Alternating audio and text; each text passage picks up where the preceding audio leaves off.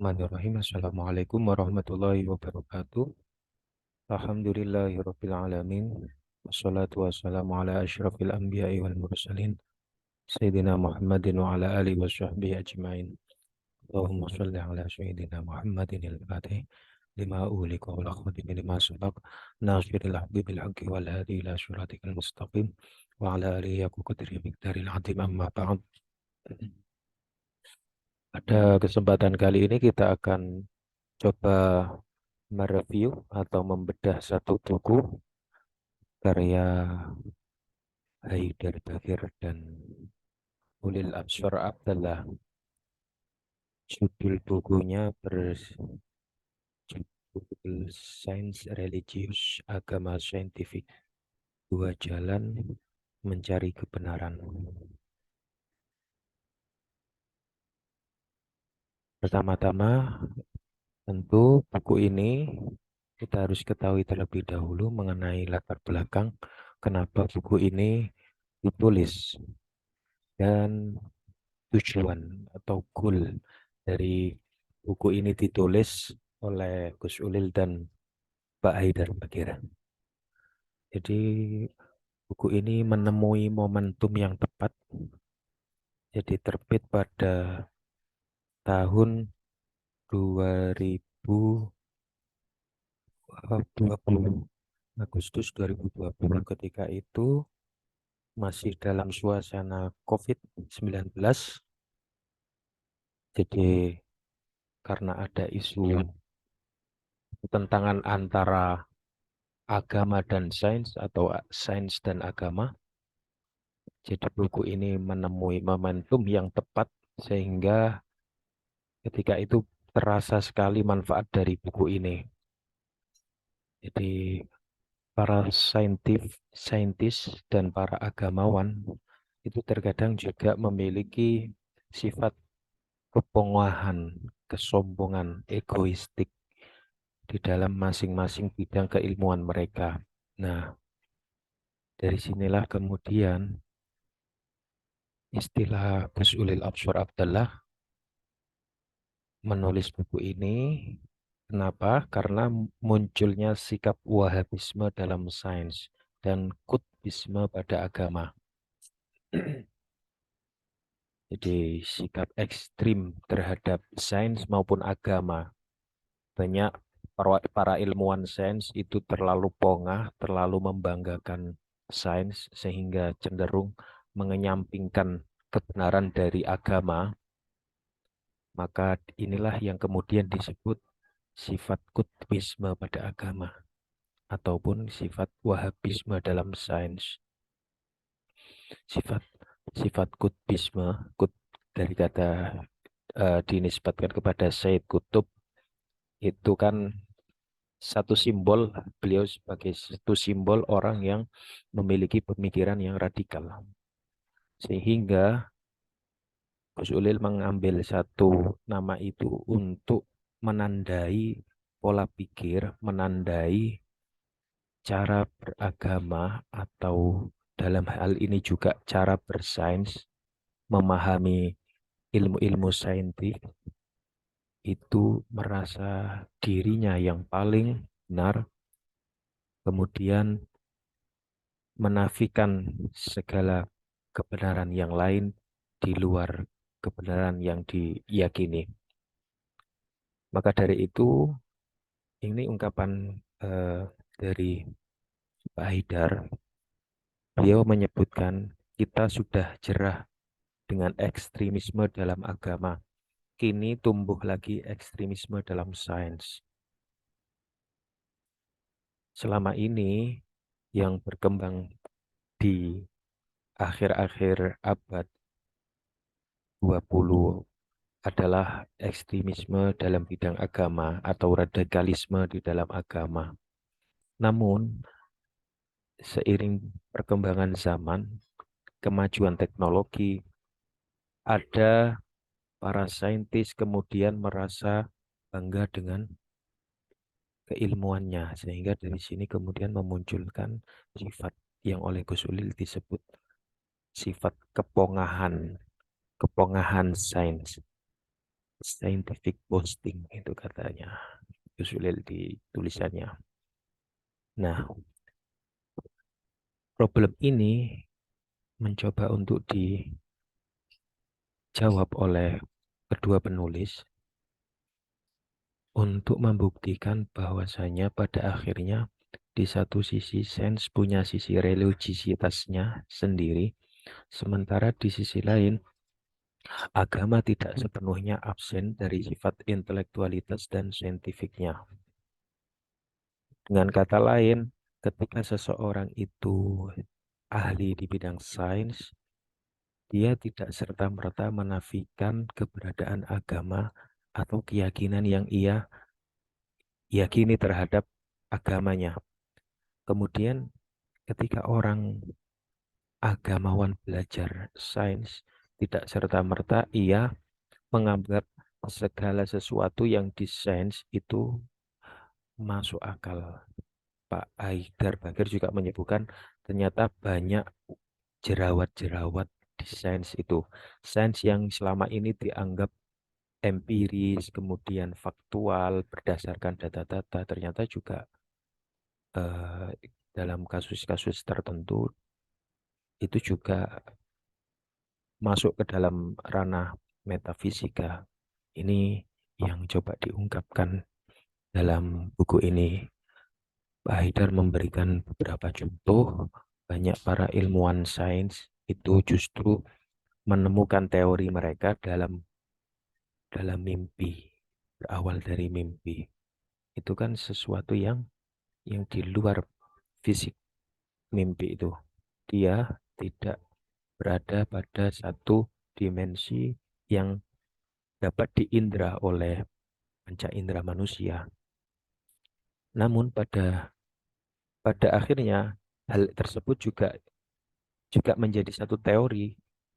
Nah, inilah yang kemudian oleh Pak Haidar disebut ternyata banyak jerawat-jerawat atau lubang-lubang di dalam sains itu sendiri. Yang kadang para saintis ini menafikan hal tersebut, tidak mau. Nah, tidak mau disebut ada lubang itu. Untuk masuk ke dalam pembahasan mengenai ini, tema besar kita ini terkait dengan sains dan agama, kita bisa melihat satu hubungan relasi antara agama dan sains yang hal ini sudah banyak dibahas terkait dengan relasi sains dan agama. Ia mengambil dari teorinya Ion Berbor, seorang filsuf asal Amerika. Dia merumuskan setidaknya ada 4 hal ini ketika kita membicarakan hubungan antara agama dan sains. Apakah ia hubungannya konflik, kemudian atau hal antara sains dan agama itu independen atau dialog atau integrasi. Nah, hal ini perlu dikemukakan. Mengapa? Karena agar kita mengetahui di manakah letak buku Pak Haidar dan buku Gus Ulil ini menggunakan kacamata apa? Apakah dia menggunakan kacamata konflik atau independen atau dialog atau integrasi? Jadi pertama, konflik. Pandangan ini memandang sains dan agama sebagai dua kutub yang bertentangan. Berbor menjelaskan bahwa paradigma ini berpandangan seorang ilmuwan tidak akan begitu saja terpercaya pada kebenaran sains. Agama dinilai tidak mampu menjelaskan dan membuktikan kepercayaan secara empiris dan rasional. Jadi, jika kita menggunakan sudut pandang konflik antara relasi agama dan sains itu saling bertolak belakang, saling menafikan.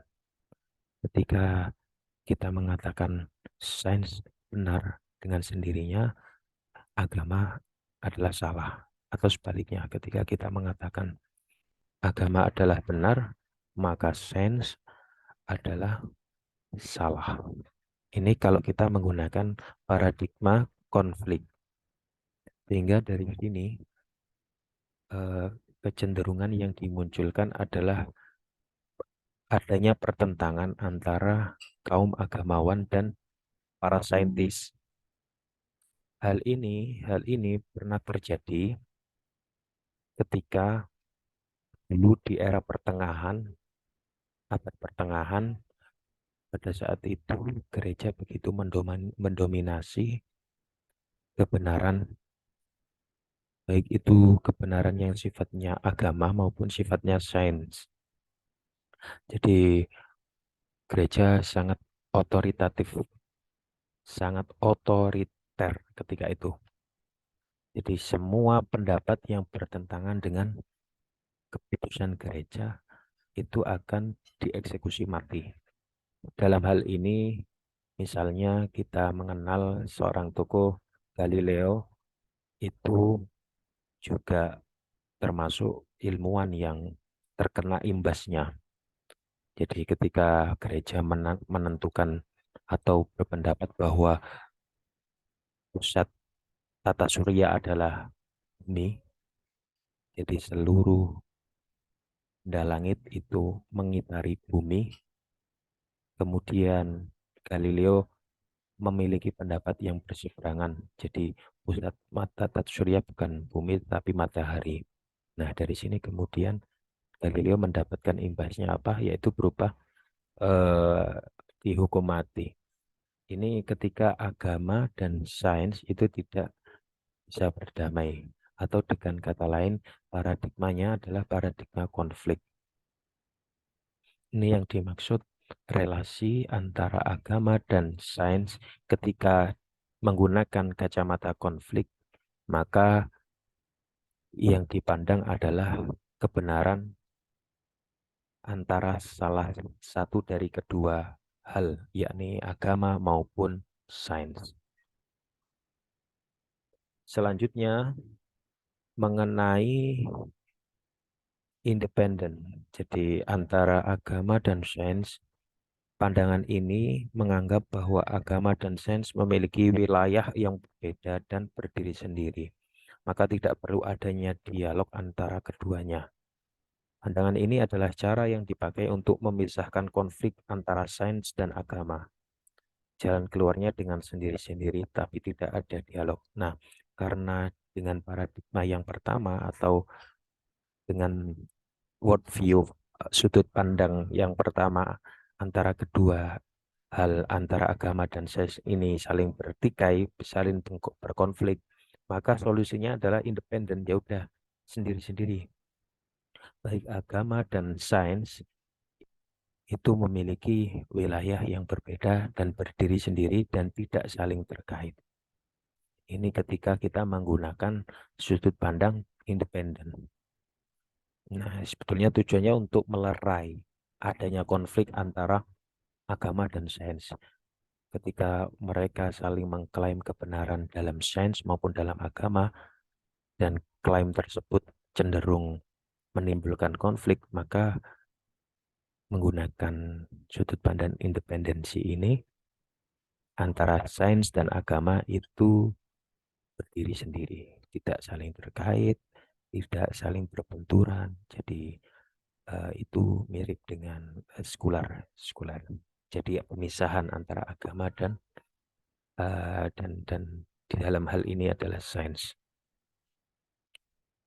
Selanjutnya mengenai paradigma dialog. Pandangan ini memahami bahwa ada keterkaitan antara sains dan agama, sehingga keduanya bisa didudukkan bersama untuk saling mendukung, berdiskusi, menguatkan, dan mempengaruhi untuk membicarakan problem kehidupan. Nah, kalau di worldview atau sudut pandang dialog antara relasi agama dan sains itu keduanya saling berdialog, saling memberikan masukan, baik sains kepada agama maupun agama kepada sains itu saling memberi masukan untuk membicarakan, untuk menyelesaikan problem-problem kehidupan. Pandangan ini menawarkan adanya hubungan komunikatif yang bersifat konstruktif antara sains dan agama. Sains dan agama memiliki kesamaan yang bisa didialogkan, bahkan bisa saling mendukung satu sama lain. Oleh karena itu, melalui sudut pandang yang ketiga ini, dialog baik sains maupun agama dengan kebenarannya masing-masing, mereka saling mengisi ruang-ruang kosong ketika menghadapi satu problem kehidupan. Jadi ketika satu problem kehidupan tidak bisa diselesaikan dengan cara pandang agamawan, maka sains mengambil alih. Begitu pula sebaliknya. Jadi saling berdialog. Dan yang keempat, ini adalah sudut pandang integrasi. Pandangan ini menyatakan bahwa agama dan sains dapat menyatu dan berpadu menyelesaikan masalah kehidupan. Model ini mengambil dialog dan percakapan lebih jauh, berpendapat bahwa kebenaran sains dan agama dapat diintegrasikan ke dalam keseluruhan yang lebih lengkap atau penuh serta holistik. Jadi kalau dalam sudut pandang sebelumnya, dialog itu hanya sekedar saling memberi masukan.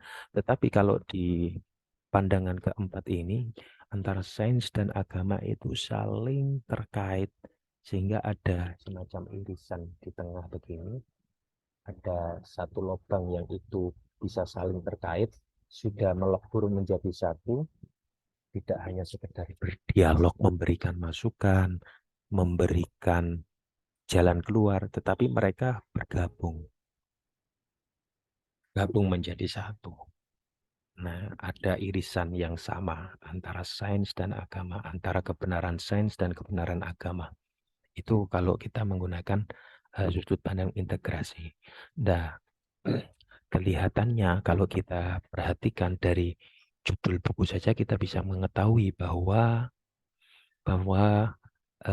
penulis buku ini baik Pak Haidar maupun Gus Ulil itu tidak sedang mengambil worldview atau sudut pandang konflik maupun independensi, tetapi antara kemungkinan dialog dan integrasi. Jadi relasi agama dan sains itu direlasikan atau dihubungkan dengan sudut pandang dialog dan integrasi.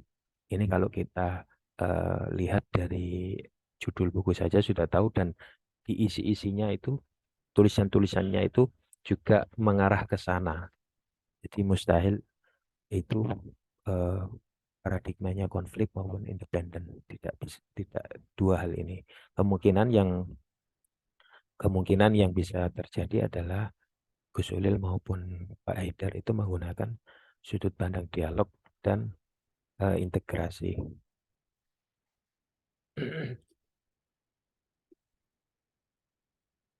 Anomali sains modern. Jadi anomali itu semacam apa ya? Kayak penyimpangan begitu.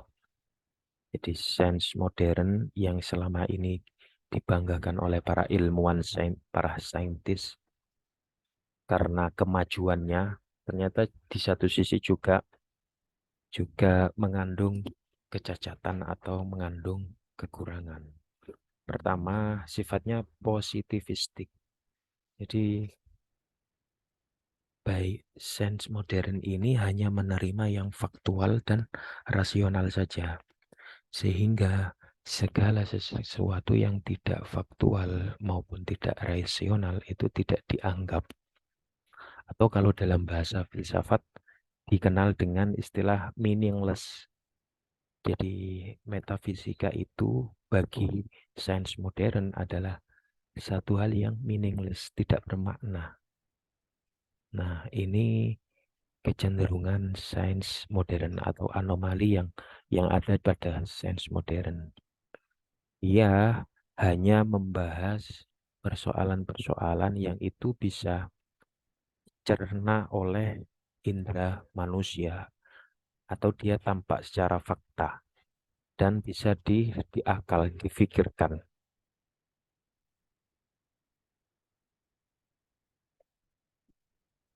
Nah, selanjutnya anomali yang kedua bagi sains modern adalah sifatnya atomistik juga. Cara berpikir yang parsial, tidak utuh, tidak komprehensif. Jadi sepotong-sepotong. Hal ini bisa dibuktikan dengan munculnya spesialisasi-spesialisasi ilmu. Ketika satu orang menguasai ilmu secara mendalam, hal itu semakin bernilai, semakin berharga seseorang tersebut ketika seseorang itu bisa menguasai satu bidang secara mendalam. Makanya kalau dalam misalnya kita berobat berobat gitu ya, berobat ke dokter antara dokter umum dengan dokter spesialis itu kan lebih mahal dokter spesialis. Jadi, nah ini cara berpikir yang parsial, tidak tidak utuh, hanya sepotong-sepotong. Mereka hanya menghargai spesialisasi ilmu. Semakin dia mendalam ilmunya terhadap satu bidang, maka itu terkesan ia akan semakin mahal, semakin berharga. Kemudian anomali sense berikutnya adalah scientific boasting atau diterjemahkan oleh Gus Ulil sebagai kepongahan saintifik, arogansi sains. Jadi karena sains ini adalah mengkaji segala sesuatu yang sifatnya rasional, kemudian yang ada fakta-faktanya berdasarkan data empiris. Nah, sehingga ia merasa arogan, merasa egois ketika ada satu pengetahuan yang tidak bisa dinilai oleh panca indera maupun akal pikiran itu dianggap bukan pengetahuan. Nah, disinilah banyak hal terkait metafisika itu menjadi tersampingkan, tidak dianggap. Jadi sains begitu pongas, begitu apa namanya sombong dengan rasionalitasnya, dengan faktualitasnya, dengan data empirisnya. Ini scientific boasting, kepongahan saintifik. Selanjutnya alienatif. Sains modern itu cenderung membuat manusia semakin terasingkan dari dirinya. Mengapa demikian? Karena peran manusia pada kehidupan modern sekarang itu banyak tergantikan oleh kemajuan-kemajuan teknologi. Banyak tergantikan oleh robot-robot misalnya dengan mesin-mesin. Nah, itu sehingga menjadikan manusia ini semakin tidak berharga. Diri manusia yang ada pada dirinya itu semakin membuat dirinya semakin terasingkan, teralienasi, itu bahasanya.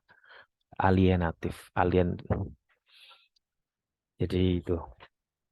Padahal pada diri manusia saja itu kan tidak hanya bersifat fisikal, tidak hanya yang tampak oleh panca indera, ada aspek di mana manusia itu tidak dipandang sebagai fisik saja, tetapi ada ruh pada diri manusia. Ada hal yang metafisik, ada perasaan. Nah, itu juga ada perasaan. Itu kan bagaimana sains menilai satu yang dia tidak wujud. Itu kan eh, tidak bisa bagi sains. Pada intinya alienasi ini semakin manusia itu terasing karena peran-perannya banyak tergantikan oleh kemajuan sains maupun teknologi. Kemudian anomali yang berikutnya mengenai interest, adanya kepentingan-kepentingan. Nah, sains ini juga terkadang para saintis itu memiliki kepentingan. Terkadang kalau kepentingannya ini maslahat misalnya untuk kemaslahatan umum, ini sih tidak apa-apa. Tapi kalau ketika para saintis ini menjustifikasi sesuatu kekuasaan dengan ilmu pengetahuannya, seolah-olah kekuasaannya itu bisa ia kendalikan dengan ilmu pengetahuan yang ia miliki. Jadi disalahgunakan. Ada kepentingan-kepentingan di balik sains. Nah, kepentingan-kepentingan itu yang terkadang juga membuat sains menjadi pongah, menjadi egoistik, menjadi angkuh, tidak menganggap keilmuan yang lain. Kalau berikutnya problematika kajian keislaman. Kalau ini dari sebelumnya tadi ini dari sisi sains modern, sekarang kita lihat problematika kajian keislaman. Kajian keislaman yang beredar selama ini, yang selama banyak beredar ya, itu hanya fokus pada qauliyah, pada ayat-ayat qauliyah yang sifatnya teks tertulis di dalam termaktub di dalam Al-Qur'an, di dalam hadis, dalam kitab-kitab.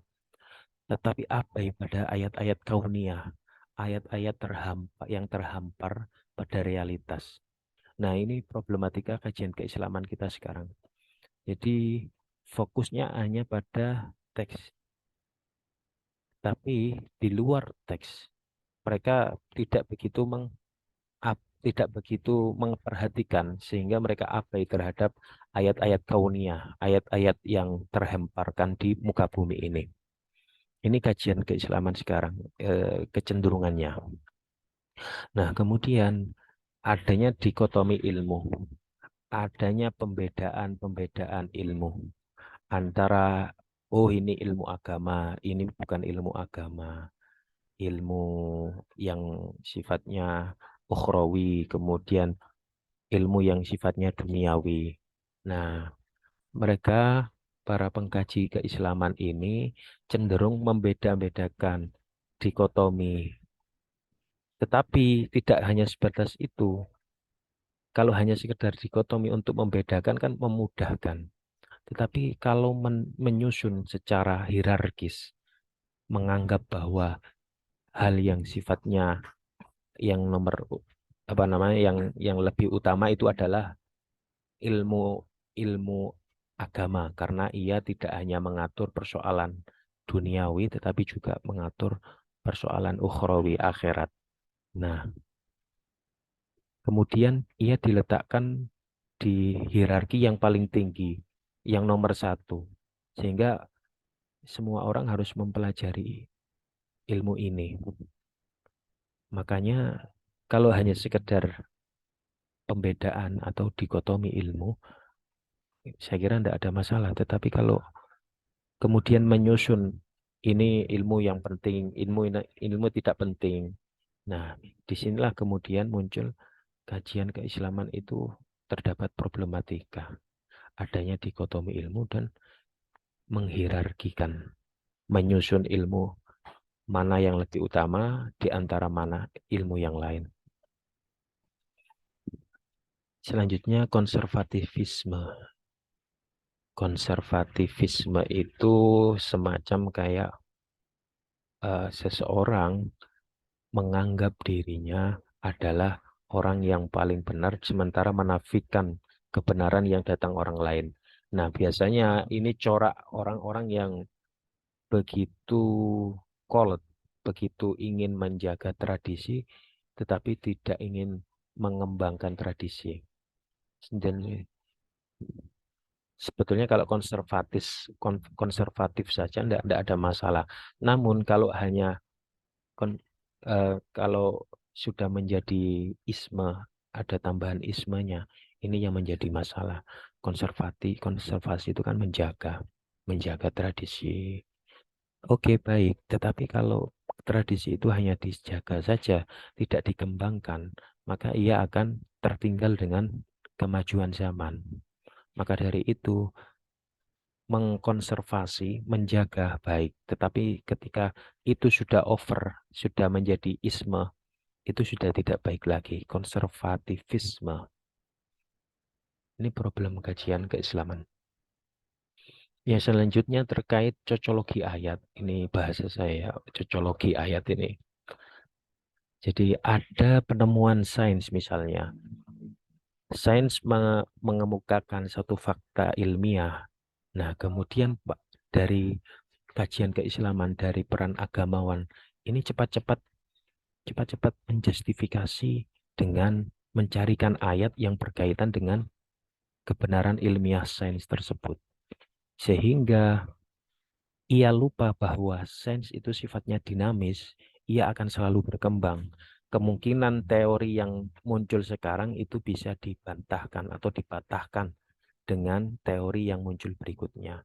Nah, kalau begitu, konsekuensinya, kalau demikian, berarti ayatnya bisa saja salah.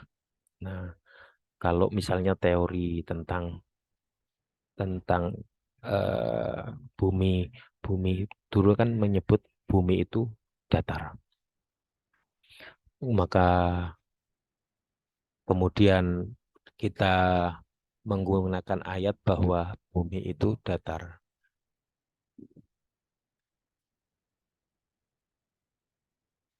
Lupa saya ayatnya. Jadi ada ayat menyatakan bahwa bumi itu dihamparkan gitu, dihamparkan. Nah, lalu kemudian teori itu terbantahkan semakin berkembangnya sains bahwa bumi itu tidak datar tetapi bulat. Nah, apakah ayatnya salah gitu?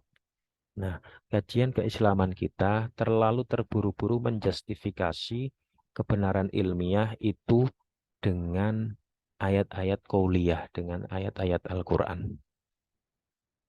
Ini yang menjadi problem kajian keislaman. Terus kemudian adanya interest, adanya kepentingan-kepentingan sama dengan apa namanya yang sains tadi bahwa setiap sains, penemuan sains itu tidak terlepas dari interest, tidak terlepas dari kepentingan-kepentingan. Termasuk juga kajian keislaman itu pasti ada kepentingan-kepentingan. Permasalahannya kepentingan itu ketika dia dijadikan alat untuk menjustifikasi kekuasaan, untuk mempertahankan kekuasaan, untuk melanggengkan agar kekuasaan itu tetap tetap berlanjut. Ini ini yang menjadi permasalahan di sini.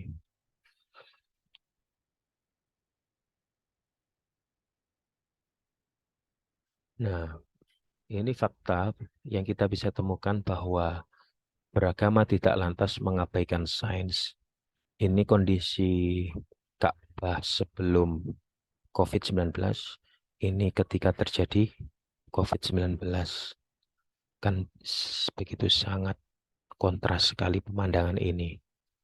Ah, dari gambar ini saja kita bisa mengatakan bahwa orang-orang agamawan, para agamawan, orang-orang yang beragama, itu mereka mentaati apa yang disabdakan ya, apa yang dikatakan oleh sains. Bahwa untuk menangani COVID-19 kita harus saling menjaga jarak, kemudian memakai masker, melakukan social distancing, kemudian dan lain sebagainya. Anjuran-anjuran dari sains itu kita lakukan. Nah, Ka'bah sebagai kiblatnya umat Islam itu ini mencerminkan, bisa sebagai cermin bahwa dalam hal ini agamawan atau orang-orang yang beragama itu tidak lantas mengabaikan apa yang dikatakan oleh sains. Nyatanya mereka juga pernah melockdown ya, bahkan ketika eh, pandemi sedang marak-maraknya itu.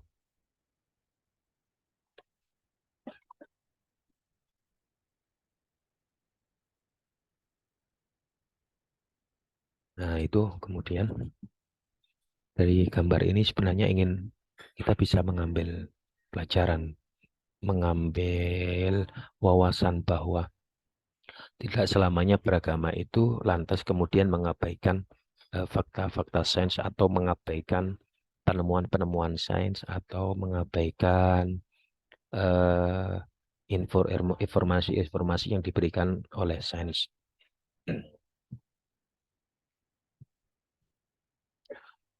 Persatuan itu bermula ketika munculnya buku Richard Dawkins berjudul The God Delusion. Buku ini, bukunya Dawkins ini semacam gerakan untuk new atheism. Jadi ateisme baru. Ya, sebenarnya bukan baru sih, cuman ateisme, ide-ide ateis lama dibungkus dengan dikemas dengan bahasa yang baru. Nah, Dawkins berargumen argumen-argumen yang dikemukakan oleh sains begitu kuatnya sehingga seluruh kehidupan di alam raya ini dapat dijelaskan oleh sains tanpa membutuhkan good hypothesis, hipotesis ketuhanan. Jadi seluruh kehidupan di alam semesta ini bekerja berdasarkan satu hukum yang hukum tersebut berjalan dengan sendirinya. Jadi tidak membutuhkan penjelasan ketuhanan. Itu kata Dawkins, inti dari buku Dawkins, bahwa seluruh alam semesta ini bekerja sesuai dengan hukumnya sendiri. Ini sehingga mengatakan Tuhan itu hanya delusi saja. Tidak ada Tuhan itu. Yang kedua, munculnya buku Harari, karya Harari, Yuval Noah Harari, A Brief History of Humankind, Sapiens, jadi Homo sapiens. Berbeda dengan buku Dawkins yang terkesan langsung menyerang agama, buku Harari tidak demikian. Harari mampu menjelaskan sejarah panjang manusia dari era prabiotik menuju era biotik sampai dengan kehidupan yang berkesadaran sekarang seperti sekarang ini. Pembaca harus diteliti ketika membacanya karena bisa jadi terkesima oleh ulasan Harari mengenai sejarah manusia. Jadi begini, kalau kalau Dawkins itu terang-terangan, secara terang-terangan menyerang kaum agamawan, menyerang orang-orang yang beragama, langsung ke inti permasalahan. Tapi berbeda dengan Harari, Harari ini ia murni hanya sekedar menjelaskan bagaimana sejarah manusia itu berkembang dari mulai jutaan tahun yang lalu, dari era prabiotik sampai dengan era biotik, kemudian sampai dengan kehidupan manusia yang sekarang, kehidupan manusia yang berkesadaran. Nah, Harari ini mampu menjelaskan dengan bahasa yang sangat mudah dicerna, kemudian dengan bahasa ilmiah yang pokoknya dia bisa menjelaskan bahwa tidak ada campur tangan Tuhan sama sekali, bahwa manusia itu adalah hasil evolusi. Nah, orang yang terkesima dengan bahasanya Harari itu akan memunculkan satu bahaya. Dia akan punya anggapan seperti ini. Harari atau apa yang telah dijelaskan oleh Harari itu begitu masuk akal. Akal kita bisa menerima dan memaklumi penjelasannya. Sehingga dengan sendirinya kita bisa terpeleset ke dalam penafian adanya Tuhan. Penafian terhadap adanya pencipta. Karena apa? Karena sejarah panjang manusia itu sudah mampu dijelaskan secara ilmiah oleh Harari. Nah, ini yang harus dihati-hati oleh para pembaca ketika membaca buku dari Sapiens. Ini sudah ada terjemahannya ya, Homo Sapiens. Dawkins, bukunya Dawkins juga sudah diterjemahkan. Eh, Mungkin para pembaca bisa membacanya, kemudian perhatikan bagaimana Harari bercerita tentang sejarah hidup manusia yang begitu panjang itu. Nah, namun persoalannya begini, apakah sains adalah satu-satunya penjelasan terhadap kehidupan manusia maupun alam raya ini. Apakah bahasa sains segala sesuatu yang hidup di dunia ini apakah hanya bisa dijelaskan dengan bahasa sains? Apakah tidak ada penjelasan bahasa lain selain bahasa ilmiah, selain bahasa sains? Ini yang menjadi persoalan.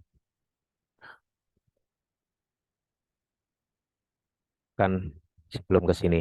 Jadi kan eh, Harari begitu pandai, begitu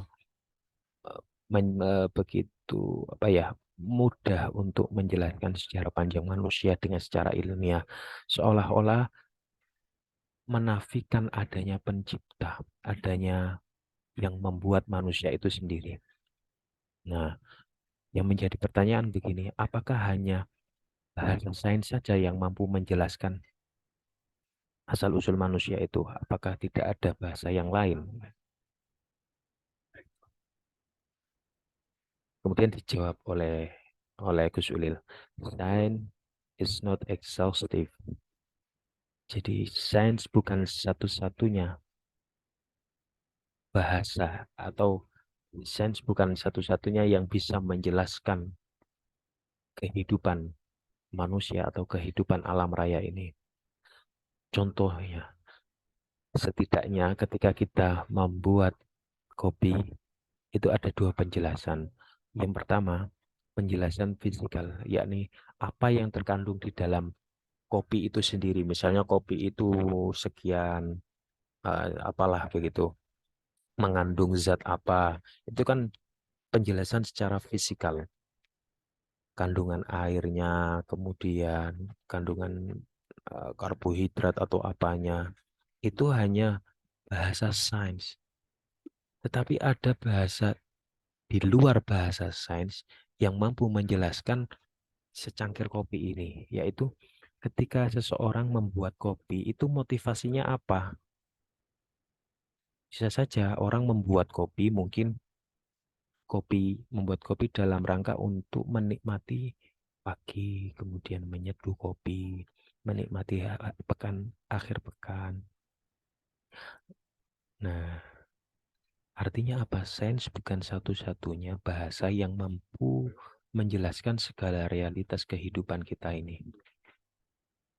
Ini untuk sebetulnya meruntuhkan arogansi saintis itu, bahwa kebenaran hanya dapat diraih atau didapat oleh eh, jalan sains. Pada kenyataannya tidak selalu seperti itu. Tidak selalu bahasa sains mampu menjelaskan eh, hakikat kebenaran.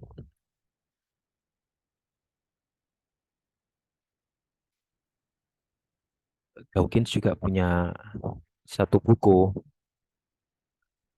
Dawkins menyebut begini, masyarakat modern yang sudah maju dan peradaban, yang sudah mampu menguak hampir sebagian besar rahasia alam raya, mestinya harus bergerak dewasa, outgrowing, meninggalkan agama. Agama bagi Dawkins adalah sisa-sisa dari masa kanak-kanak manusia sebelum peradaban mereka maju.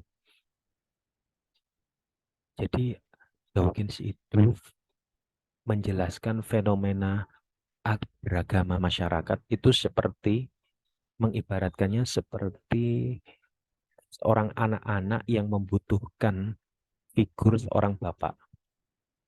Seorang anak yang membutuhkan figur bapak.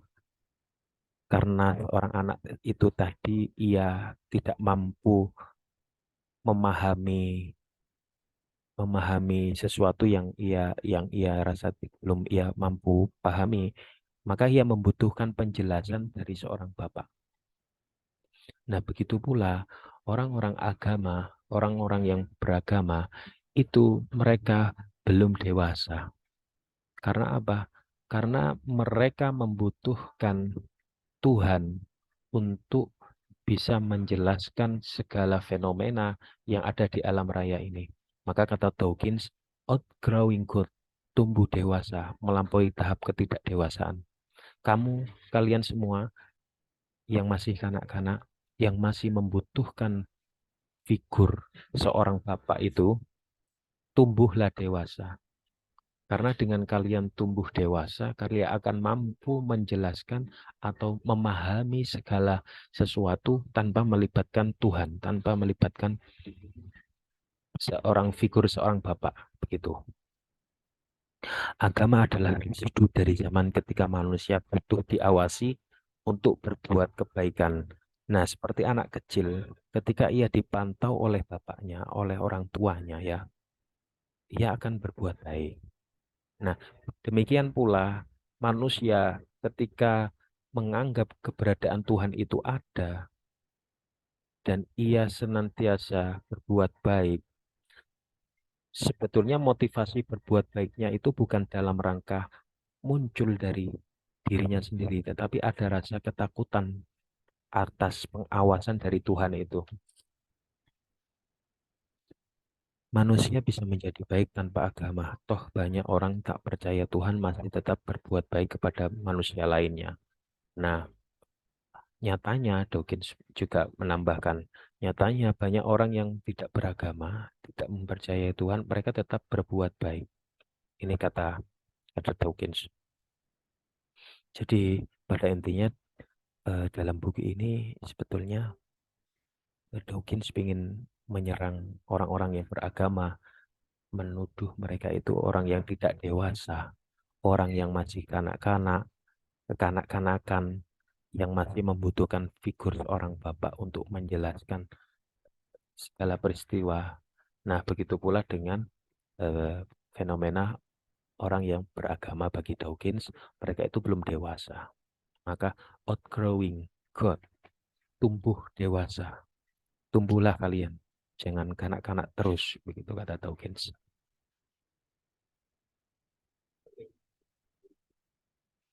Nah, kemudian untuk menjawab ini, Gus Ulil kemudian menyerang ya, membantah. Benarkah orang beragama menjadi tidak dewasa? Sebentar.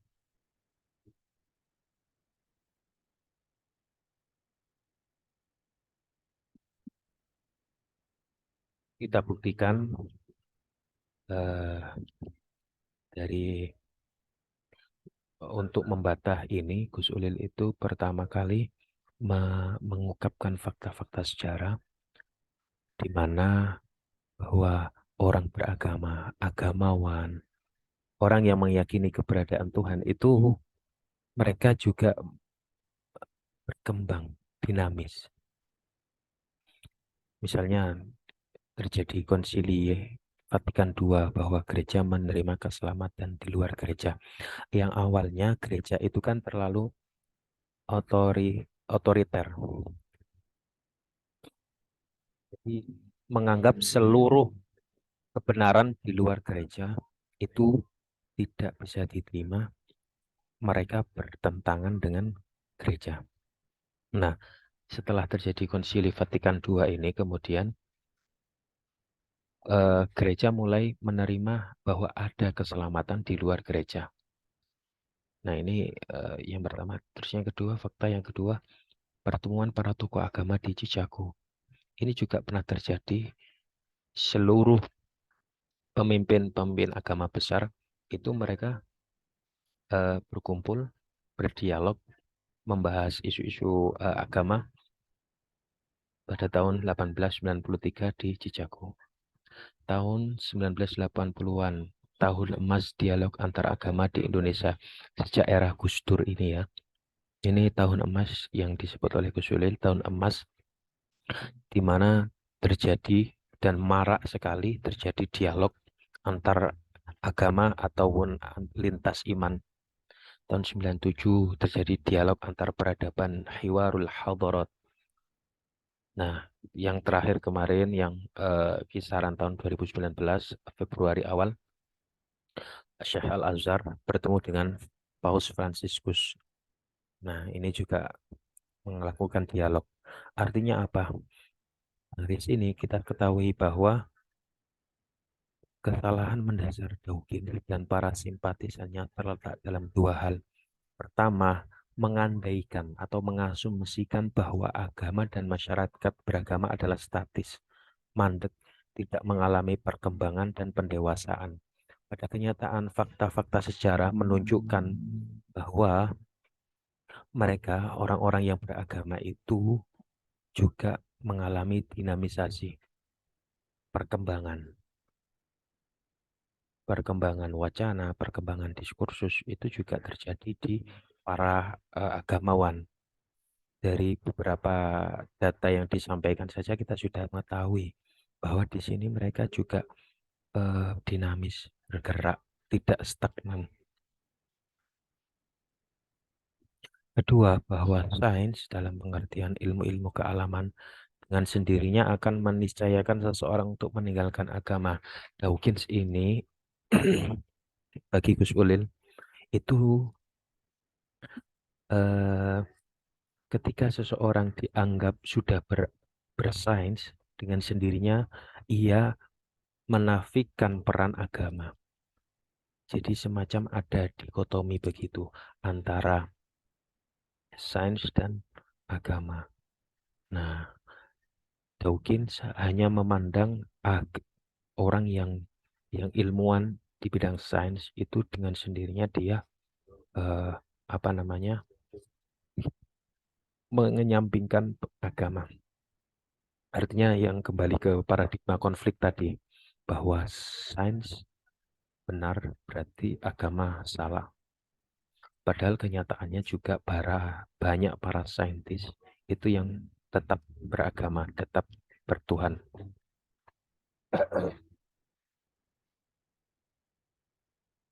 Ini yang menarik juga untuk membantah eh, gerakan-gerakan yang mengkampanyekan neo ateis, jadi ateis baru, untuk mengungkapkan argumen keberadaan Tuhan itu. Jadi apa yang disuguhkan oleh data-data sains hanyalah keterangan tentang bagaimana alam bekerja melalui hukum-hukum tertentu. Sains hingga kapanpun tak akan bisa menjawab pertanyaan mendasar ini. Bagaimana dan dari mana hukum itu muncul? Siapa yang menciptakannya dan atau mendesainnya? Kan sejauh yang dibicarakan sains adalah menjelaskan bahwa fenomena yang terjadi di alam raya ini bekerja sesuai dengan hukum-hukum alam. Nah, hanya sejauh itu saja. Tetapi sains tidak akan pernah mampu untuk menjawab lalu bagaimana hukum-hukum tersebut berasal, dari mana asalnya hukum-hukum tersebut itu. Itu tidak akan pernah mampu dijawab oleh sains. Fondasi utama sains adalah empirisme. Segala hal yang bisa dikatakan ada atau tidak ada jika ia bisa dikonfirmasi oleh data dan bukti empiris. Jadi lagi-lagi yang disoroti adalah ketika sesuatu itu dikatakan ada dengan sendirinya ia bisa diakses oleh panca indera atau otak manusia. Tetapi ketika sesuatu itu dikatakan tidak ada, maka ia tidak bisa dibuktikan secara empiris. Nah, atau kebalik begini. Segala sesuatu yang tidak bisa dibuktikan secara empiris, maka sebetulnya dia tidak ada.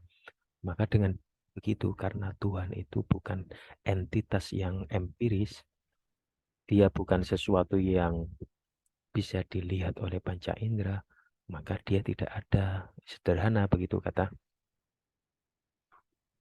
para saintis untuk menafikan keberadaan Tuhan.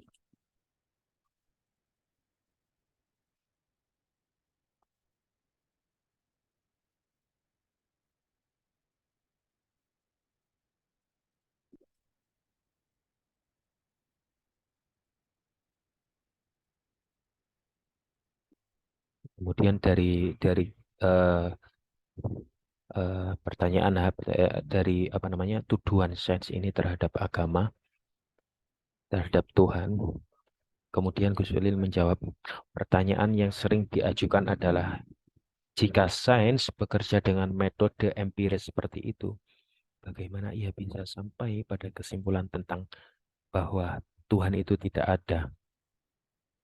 Padahal kita tahu Tuhan bukanlah entitas yang bisa dibuktikan ada atau tidak ada dengan memakai metode empirisme. Sebab Tuhan bukanlah data empiris. Jika sains bergerak lebih jauh dengan memastikan bahwa Tuhan tidak ada, ia sudah melangkahi wilayahnya, yakni wilayah data empiris. Seorang saintis yang meyakini tidak adanya Tuhan sudah berubah dari seorang saintis menjadi seorang yang memeluk keyakinan tertentu.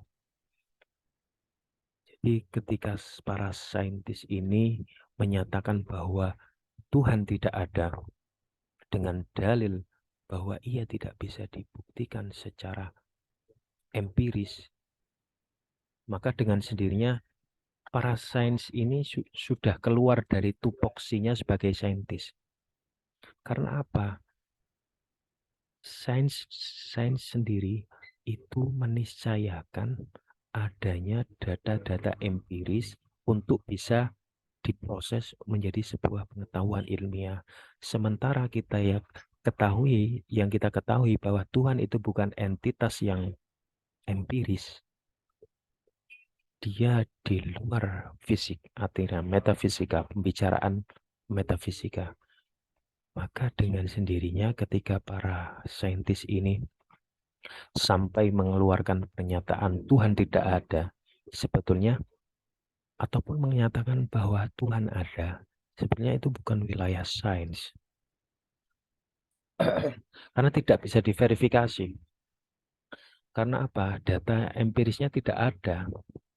Jadi itu bukan wilayah sains untuk ketika mereka membicarakan persoalan Tuhan, mereka sudah keluar dari tupoksinya sebagai saintis. Itu. Yang kedua, sains menjelaskan kemunculan kehidupan, origin of life, melalui apa yang disebut sebagai teori evolusi. Menurut teori ini, segala ragam kehidupan yang ada muncul melalui proses evolusi jutaan tahun. Tak ada campur tangan Tuhan dalam proses yang bersifat natural ini. Semua kehidupan lahir melalui proses mutasi dan variasi yang bersifat random atau acak. Seperti acaknya sekeping dadu yang dilempar ke papan permainan. Jadi para sains, terutama para pengikut Darwin yang menganut teori evolusi, itu kan menyatakan bahwa kehidupan ini memang ada begitu saja gitu, melalui proses evolusi yang melalui waktu jutaan tahun, sehingga tidak diperlukan peran Tuhan di sana. Nah, selanjutnya dia berkata, semua kehidupan lahir melalui proses mutasi dan variasi yang bersifat random. Acak seperti acaknya sekeping dadu yang dilempar ke papan permainan. Nah, kata Gus Ulil, penjelasan semacam ini bagi Gus Ulil sangat tidak masuk akal. Karena apa? Secara molekuler, semua makhluk hidup adalah sebuah sistem yang amat kompleks dan canggih. Ia beroperasi dengan mengikuti hukum tertentu yang sama sekali tidak acak. Jadi kerandoman atau keacakan itu sebetulnya bukan apa namanya, bukan desain awal dari sains. Nah, kemudian Gus Ulil mengibaratkan begini, memberi contoh. Perhatikan susunan huruf pertama ini. Merapi terletak di Yogyakarta. Susunan huruf kedua ini kan tidak bisa dibaca. Nah, kata Gus Ulil begini. Coba perhatikan susunan huruf yang di pertama ini membentuk sebuah kata dan membentuk sebuah kalimat sehingga dapat diambil satu pesannya. Padahal kalau dilihat dari susunan hurufnya mereka sama. Ada huruf I, A, P, I Merapi ini. Nah, tetapi susunan huruf kedua itu tidak memberikan makna sama sekali. Ia acak begitu saja. Nah, huruf yang semula acak ini tidak mungkin bisa difahami ketika ia tidak membentuk satu sistem yang tersusun dan ada yang menyusunnya. Nih yang penting ini. Ia tidak akan membentuk satu kata Merapi kalau tidak ada yang menyusunnya menjadi kata Merapi. Nah, itu pula fenomena yang terjadi di alam raya ini, itu kalau kita pahami, tidak mungkin keteraturan alam ini yang tidak saling bertabrakan, yang membentuk satu sistem yang teratur, itu tidak mungkin terjadi begitu saja tanpa ada yang mengatur. Sampai di situ dulu mungkin bisa mematahkan eh, keraguan kita tentang adanya Tuhan atau ketiadaannya Tuhan. Nah, tidak mungkin alam raya yang begitu bekerja secara hukum alam itu begitu teratur, tidak mungkin ada yang mengaturnya sedemikian rupa sehingga tidak terjadi benturan antar satu benda terhadap benda lain.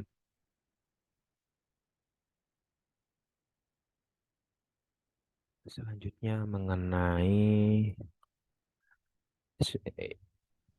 bagian ini sebenarnya pernah saya sampaikan ketika membedah buku Al-Munqidh Minadh Dhalal untuk lebih penjelasan lanjutnya. Eh, para pembaca atau pendengar bisa mendengarkan di bedah buku atau bedah kitab Al-Munqidh Minadh Dhalal terkait dengan pembagian-pembagian ilmu filsafat. Jadi dahulu ketika seseorang dikatakan filsuf itu mereka menguasai berbagai keilmuan. Di ilmu filsafat itu sebagai sebagai apa namanya? Ketika seseorang mengatakan filsafat artinya pengetahuan yang sumbernya bukan dari wahyu. Nah, itu meliputi uh, riyadhiyah atau aritmatika, matematika. Yang kedua al-mantikiyah, logika. Yang ketiga at-tabiiyah, fisika. Fisik segala hal yang tampak yang fisik. Yang keempat al-ilahiyah, metafisika. Yang kelima asyiah dan al-khuluqiyah, tentang akhlak. Nah, terkait dengan eh, 1, 2, 3, 4, 5. Kelima hal ini tidak ada masalah bagi Al-Imam Al-Ghazali. Sebetulnya yang dikritik oleh Al-Ghazali, yang disebut bahwa Al-Ghazali itu mengkritik filsafat. Yang dikritik adalah bagian tertentu di dalam filsafat yang itu tidak sesuai dengan akidah Islam. Sehingga perlu dikritik.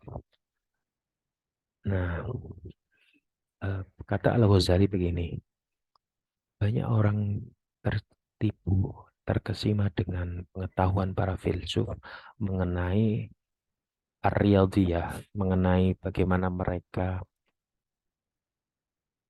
membahas persoalan yang terkait dengan logika, kemudian fisika, terkait dengan matematika atau hitung-hitungan. Itu banyak orang tertipu. Mereka menganggap bahwa para filsuf itu ilmunya begitu mendalam, begitu yakiniah, bersifat yakin terhadap ilmu-ilmu yang sifatnya bisa dicerap oleh indera pengetahuan manusia, panca indera manusia. Tetapi bagi Al-Ghazali, kata Al-Ghazali, oke, memang kalau masalah logika, fisika, aritmatika mereka nggak ada masalah.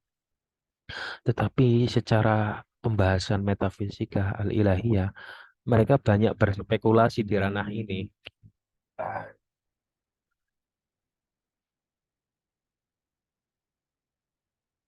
karena apa?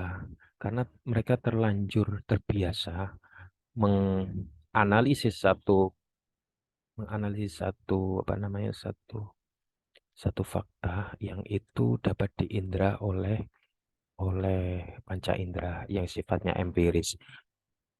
Sementara banyak persoalan-persoalan metafisika al-ilahiyah yang itu bahannya atau data-datanya tidak empiris.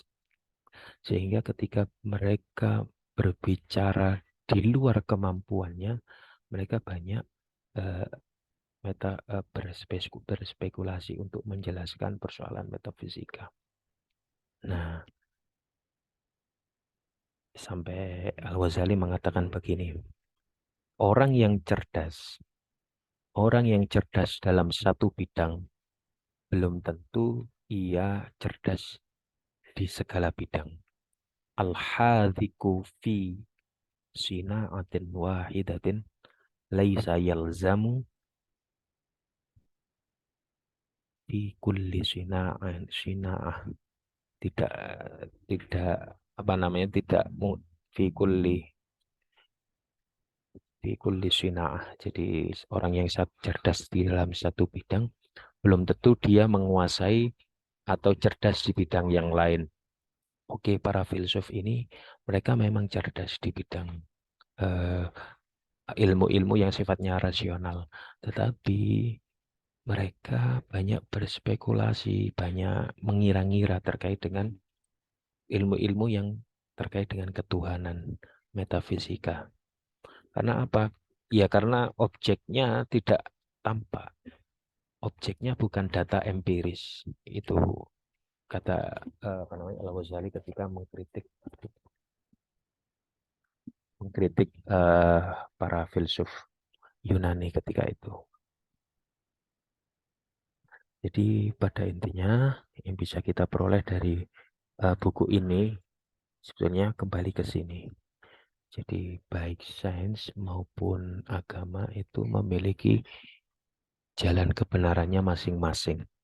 Tidak sepatutnya untuk dipertentangkan antara satu jalan kebenaran dengan jalan kebenaran yang lain. Saya kira itu mungkin ada manfaatnya. Kurang kurang lebihnya mohon maaf. Assalamualaikum warahmatullahi wabarakatuh.